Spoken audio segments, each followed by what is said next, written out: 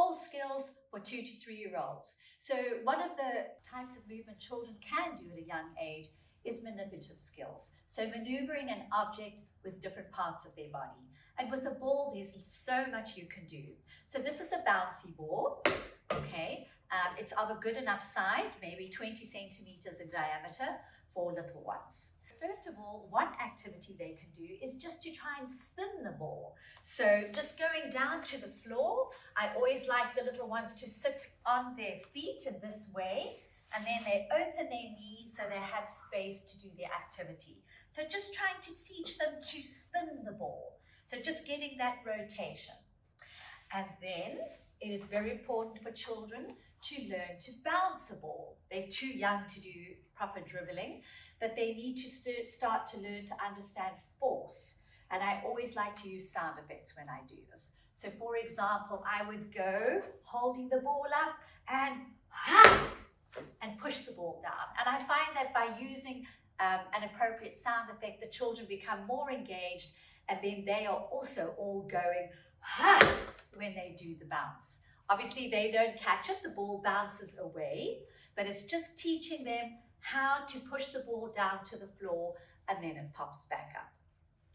And then throwing a ball upwards. So for older children to even learn to throw and catch, it's a skill they need to practice a lot. So for the little ones, I find when they are very young, to already teach them to throw a ball upwards is really, really important, because one activity leads on to the other.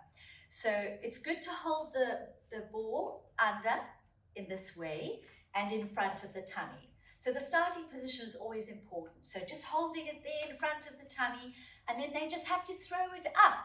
Woo! Like that. So using a high-pitched sound effect, woo! And throwing it up. Once again, I'm catching it. They would not be able to catch it.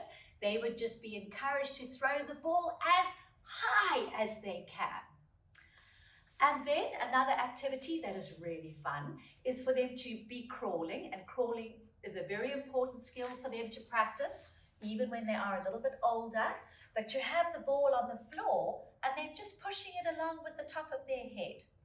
So I like to say that they are an ant or a worm, and they're pushing their food home to their family. So having the ball in front, and then they are just pushing it with their head in that way. So they can just move along the floor, pushing their ball. So that's quite a fun activity for the little ones. And of course, rolling.